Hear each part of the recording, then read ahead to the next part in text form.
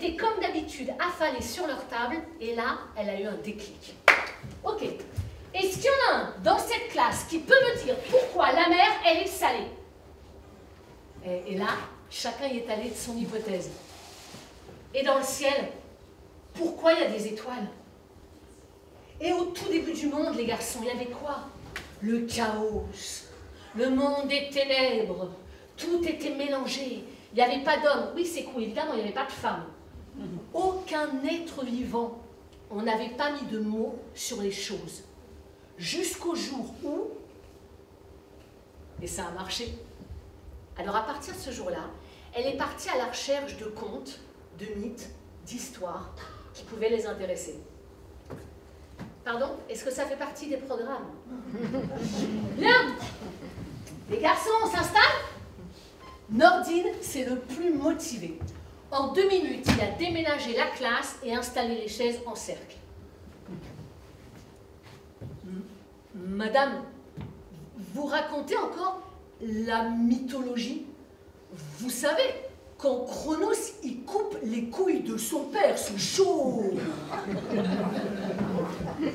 Bon, Nordine, je ne peux pas tous les jours vous raconter la même histoire. Aujourd'hui, les garçons, je vous ai préparé une histoire de requin. Elle essaye, avant de commencer, autant qu'elle peut, de mettre un cadre dans la classe. Mamadou, tu me passes ton téléphone portable, s'il te plaît. Ben, je te le rends à la fin du cours. Quoi? Comment ça? Jamais de la vie, tu me le donnes? Je peux appeler qui je veux, tu vas tout défoncer. Bon, alors là, dans ce cas-là, tout le monde la regarde. Ça va très vite dans sa tête. Elle ne veut pas rentrer dans le conflit. Ce qui compte pour elle aujourd'hui, c'est l'histoire. Bon, tu le gardes, mais attention, hein, je veux ni le voir ni l'entendre.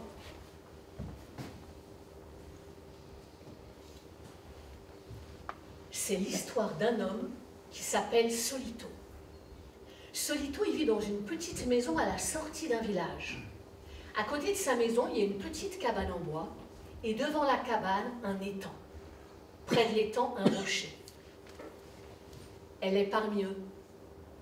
Les corps se posent, les visages se détendent, les insultes font une pause. Elle aime bien ce moment-là. C'est sur ce rocher que Solito s'installe tous les jours pour pêcher.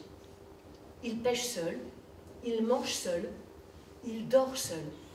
Solito n'a jamais connu l'amour. Madame, moi je dis la vie, elle est bien pour certains, mais les autres, ils n'ont pas de chance. Marco, lui qui prenait jamais la parole. C'est vrai, Marco. Un soir, Solito entend dans la nuit une voix, un cri plaintif. Il marche et sous le pont, il voit une créature noire, aux yeux brillants. On dirait un requin. Solito se met à hurler, mais la voix lui répond « N'aie pas peur, je ne suis pas un requin comme les autres. Je suis condamné à vivre sur la terre, mais je dois rester près de l'eau. » Le lendemain, Mamadou est reparti à la mer. Cette fois-ci, sa prof lui prête son masque et son tuba. Il se prépare. Il rentre dans l'eau. Il avance. Il va là où il n'a pas pied. Il se met à nager. À force de nager, il voit des criques, des creux, des dessous, des bosses, des poissons, des coquillages. Le 3e jour, elle le regarde.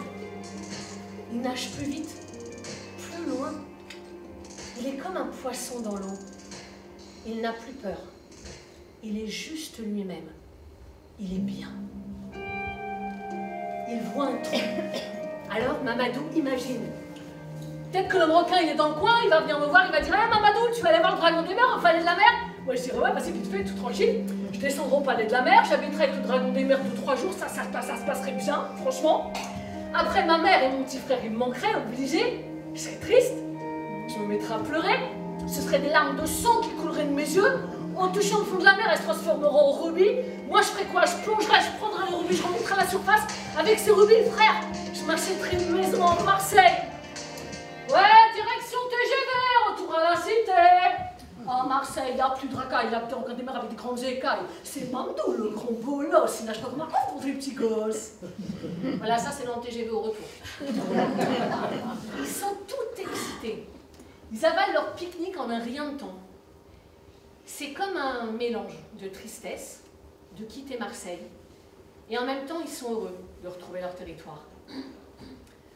En rentrant dans le quartier, Mamadou croise un grand de la cité. Il lui raconte Marseille. Il lui dit que c'était un truc de ouf, que Marseille était à lui. C'était comme la 4e dimension. Il lui dit que c'est là-bas qu'il va faire sa life. Le grand, il lui répond qu'il ne sera jamais capable de quitter la cité. Mamadou, il dit que si. Là-bas, il va avoir un travail, la maison avec la vue sur la mer. Il est tellement fier du rap qu'ils ont fait. À Marseille, il n'y a plus de racailles. Il y a que des requins des mers, avec des grandes écailles. C'est Mamdou, le grand bolos. Il nage trop comme un ouf devant tous les petits gosses. Mais le grand, il lui met un vent et lui dit que le texte, il est trop court. Mamadou, il monte chez lui et il raconte à sa mère et à son petit frère son rêve d'aller vivre à Marseille. Il leur parle des poissons, de la mer, de l'infini. Mais non, maman, mais non, je ne vais pas vous abandonner. Mais bien sûr que je t'aime, mais la vie là-bas, tu vois, c'est pas comme ici. C'est beau là-bas. Là-bas, je vais me mettre bien. Je vais être en mode posé. Je vais avoir le travail, la maison avec la vue. Je vais arrêter les bêtises, je te jure. Eh, tu sais quoi? Je te paierai billet de train pour venir voir la mer avec le petit frère. Eh frérot, viens faire un câlin à Mamou. Requin nourrice, requin de nuit, requin nerveux, requin soyeux. Mamadou emmène son petit frère se coucher. Requin lutin, requin chagrin, requin dormeur, requin chasseur.